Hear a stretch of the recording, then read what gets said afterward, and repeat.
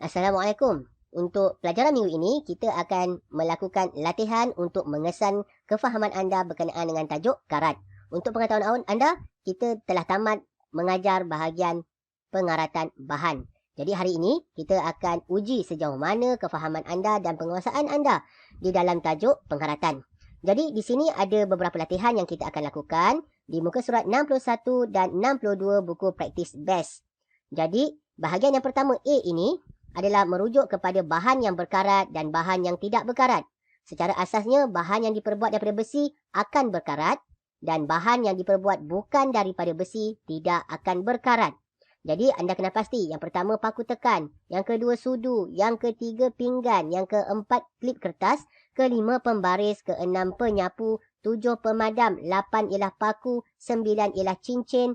10 ialah mangga kunci. Dan ke-11 mutiara, 12 kunci. Jadi antara 12 bahan ini, yang mana diperbuat daripada besi boleh anda anggap sebagai berkarat dan mana yang diperbuat daripada bukan besi tidak berkarat.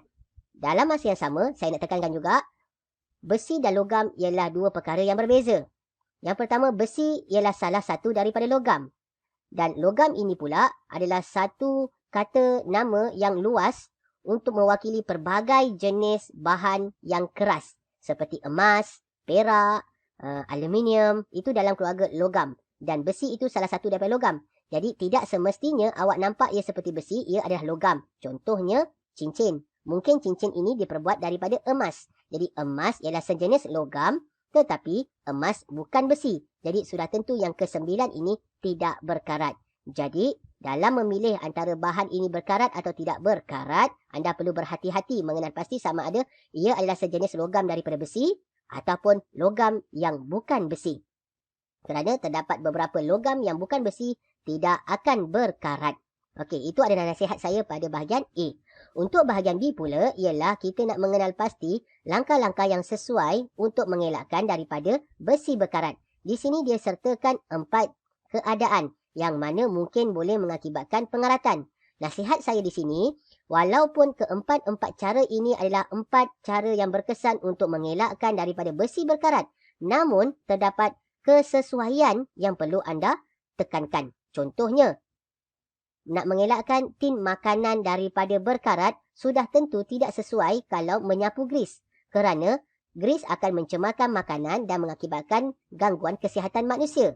Jadi, kita perlu berikan cara atau langkah mengelakkan daripada pengaratan yang bersesuaian dengan keadaan. Contoh lain, rantai basikal. Sudah tentu rantai basikal tidak sesuai untuk disalut dengan plastik. Kerana plastik itu akan rosak apabila rantai ini bergerak. Jadi nampak ya, ada 4 cara mengelakkan daripada besi berkarat, namun anda mesti pertimbangkan cara yang sesuai untuk setiap bahan yang diperlukan di sini. Okey, jadi bahagian A, bahagian B telah saya terangkan. Okey, bahagian C pula adalah 4 kepentingan mencegah pengaratan. Yang ini awak boleh rujuk kepada pelajaran minggu lepas. Saya dah berikan kenapa pengaratan ini perlu dicegah. Ada 4 cara dan awak masukkan saja yang mana sesuai tanpa mengikut urutan. Untuk latihan yang keempat pula, kita ada satu penyiasatan yang perlu kita selesaikan. Nawar menjalankan satu penyiasatan untuk menguji faktor-faktor yang menyebabkan pengaratan. Faktor ini sebablah punca pengaratan. Radas di bawah disusun dan dibiarkan selama seminggu. Ini telah saya bincangkan kepada pelajaran minggu lepas.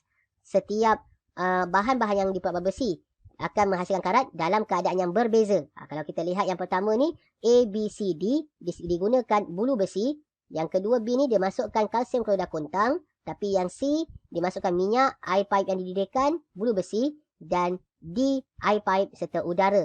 Jadi, soalan 1, bulu besi di dalam tabung uji manakah yang berkarat? Yang ini kalau awak kurang faham, awak rujuk balik pelajaran pada minggu lepas punya video. Saya ada terangkan sebiji macam ni, bagaimana keadaan ini boleh menghasilkan pengaratan.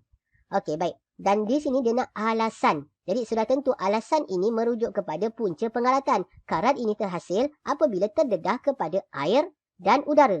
Jadi, masukkan alasan ini sebagai sebahagian daripada jawapan anda. Jadi, pilih antara A, B, C dan D, yang mana yang boleh berkarat, yang akan berkarat di akhir penyiasatan, dan sertakan alasan kenapa sesetengah tabung uji tadi, bulu besinya berkarat. Okey, yang kedua, bulu besi dalam tabung uji yang manakah tidak berkarat. Jadi di antara A sehingga D, ada 2 tabung uji yang tidak akan berkarat. Jadi sudah tentu keadaannya atau alasannya adalah kerana bahan tersebut tidak terdedah sama ada kepada air ataupun udara. Kerana dalam perbincangan kita ni, apabila kita sebutkan karat sahaja, karat ini mesti terhasil apabila ada air dan ada udara terdedah kepada besi. Udara tu awak boleh juga gunakan sebagai oksigen.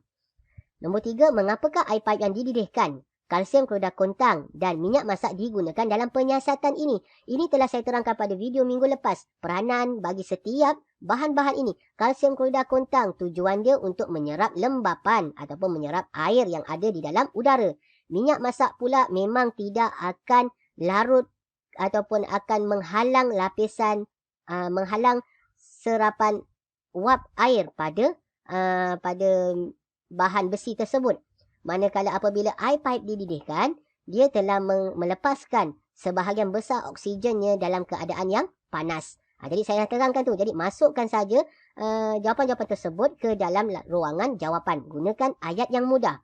Contohnya, kalsium klorat kontang digunakan untuk, kita terus bukan masuk sini, menyerap uap air di dalam udara.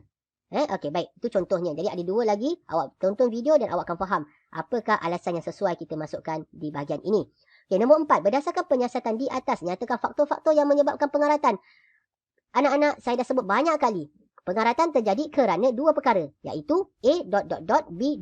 Banyak kali saya sebut. Jadi, rujuk balik penerangan saya daripada awal video sampai akhir video. Awak akan jumpa jawapan kenapa ataupun apakah faktor yang mengakibatkan pengaratan. Baik, itu sahaja pelajaran kita pada minggu ini. Semoga anda jawab baik-baik latihan ini supaya saya dapat memberikan markah yang banyak dan menandakan yang awak menguasai pelajaran dalam tajuk pengaratan. Tajuk pengaratan ni mudah. Asas dia karat apabila ada air dan oksigen ataupun udara. Yang lain-lain tu dah mudah kita nak fahami. Okey, sekian sahaja pelajaran pada minggu ini. Assalamualaikum.